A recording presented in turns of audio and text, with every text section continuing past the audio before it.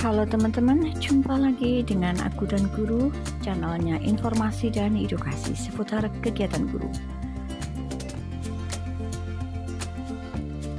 Teman-teman, pada video kali ini aku dan guru akan menginfokan sebuah berita yang dikutip dari klikpendidikan.com, dan di mana berita tersebut mengatakan bahwa penantian untuk menjadi pengabdi negara baik sebagai calon pegawai negeri sipil atau CPNS ataupun sebagai pegawai pemerintah dengan perjanjian kerja atau P3K sudah mulai terlihat beritanya.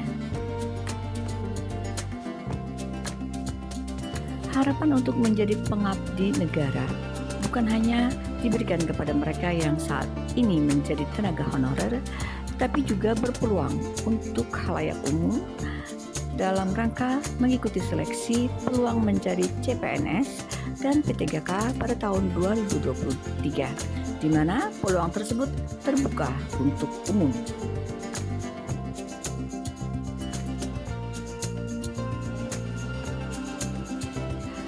Hal ini diungkapkan oleh Menpan RB Abdullah Azwar Anas selaku Menteri Pendayagunaan Aparatur Negara dan Reformasi Birokrasi,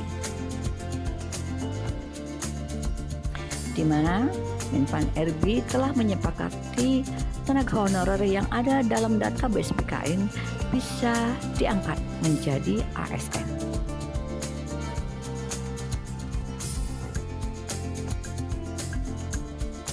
Ada beberapa alasan yang membuat Abdullah Azwar Anas selaku Menpan RB menjadikan tenaga honorer yang datanya sudah masuk dalam database BKN bisa menjadi ASN tahun 2023. Salah satu alasan yang membuat Menpan RB membuat kesepakatan dengan pemerintah daerah agar mengangkat tenaga honorer menjadi tenaga ASN di tahun 2023 adalah tentang kebutuhan daerah, di mana Menpan RB memerintahkan kepada instansi pemerintah baik pusat maupun daerah agar mulai mendata dan mengusulkan kebutuhan ASN tahun 2023 yang prioritasnya akan segera diisi di instansi masing-masing. Kemudian dilansir dari klikpendidikan.com dari lamannya resmi Menpan RB bahwa rekrutmen calon aparatur sipil negara tahun 2023 tengah dipersiapkan seiring dengan proses rangkaian seleksi CASN tahun anggaran 2022 rampung. Mengingat proses ini masih berlangsung.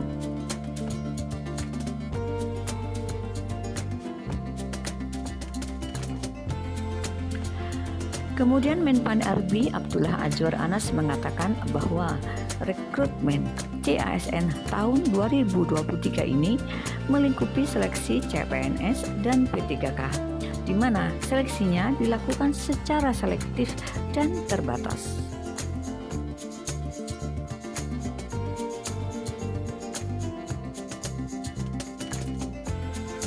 Kemudian klikpendidikan.com juga mengutip dari Instagram Ibu Nunuk Suryani selaku Dirjen G3 Kemdikbud juga sekaligus sebagai dosen UNS Surakarta menuliskan tentang informasi terbaru mengenai penerimaan CASN tahun 2023 ini.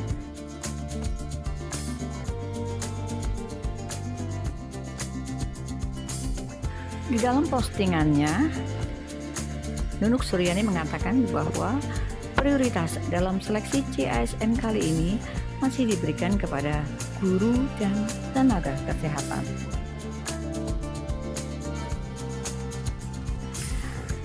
Teman-teman, informasi ini tentu saja menjadi kabar baik bagi para guru dan tenaga kesehatan, sebab melalui hasil rapat penentuan kebutuhan formasi ini membuat guru dan nakes memiliki peluang besar pada seleksi CASN tahun 2023 ini. Diketahui bahwa kebutuhan formasi CASN itu sudah dibagi menjadi 3, yaitu pusat, daerah, dan sekolah kedinasan. Kemudian tidak tanggung-tanggung, total kebutuhan CASN tahun 2023 jumlahnya sampai 1 juta lebih.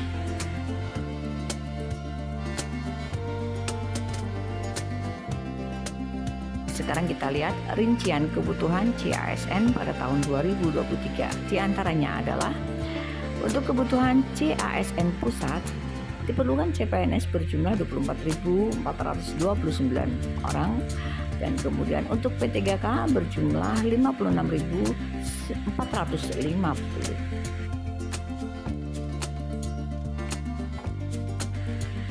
Kemudian berikutnya untuk keperluan CASN di daerah, di mana diperlukan tenaga P3K guru berjumlah 580.202, P3K tenaga kesehatan berjumlah 327.542, dan P3K tenaga teknis berjumlah 35.629.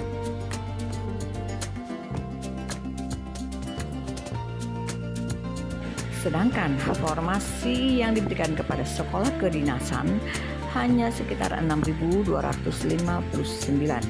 sehingga total seluruh kebutuhan CASN dan P3K pada tahun 2023 adalah 1.030.501 orang.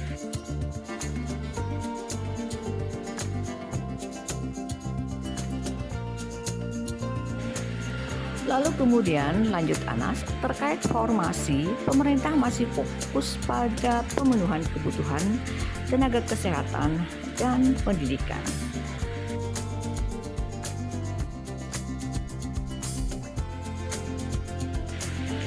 Namun pemerintah juga memberi prioritas kepada talenta digital sebagai bentuk transformasi digitalisasi yang kini sedang dijalankan dalam rangka arsitektur sistem pemerintahan berbasis elektronik atau SPBI. Formasi ini juga akan dibuka seperti hakim, jaksa, dosen, serta tenaga teknis tertentu lainnya. Jelas mantan Kepala Lembaga Kebijakan Pengadaan Barang dan Jasa Pemerintah LKPP tersebut.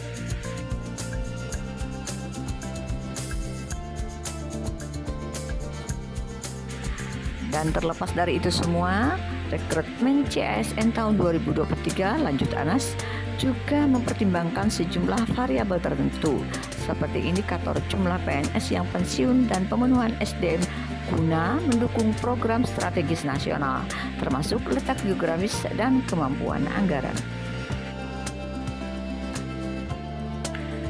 Sekarang semuanya sedang berproses pada tahap persiapan pengusulan formasi dari sejumlah instansi pemerintah, baik daerah maupun pusat.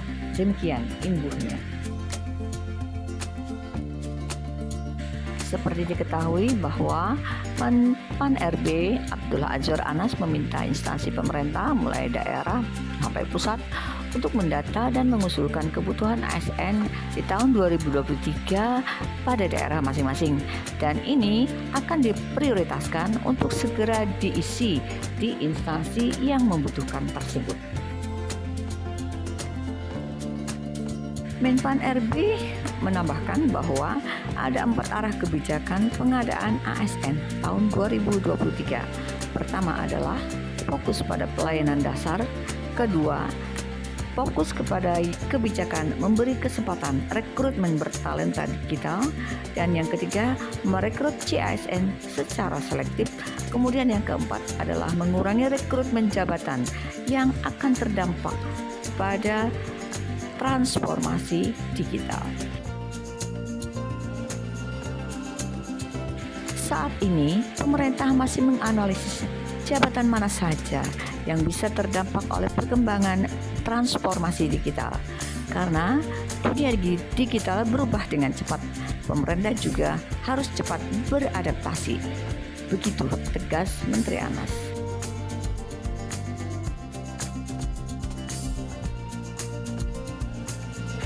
Dan kemudian teman-teman, untuk seleksi CPNS tahun 2023 itu diprioritaskan untuk pemenuhan kebutuhan profesi tertentu seperti hakim, jaksa, dosen, serta tenaga teknis tertentu lainnya, termasuk talenta digital yang prioritasnya sesuai dengan Peraturan Menteri Pan RB nomor 5 tahun 2022.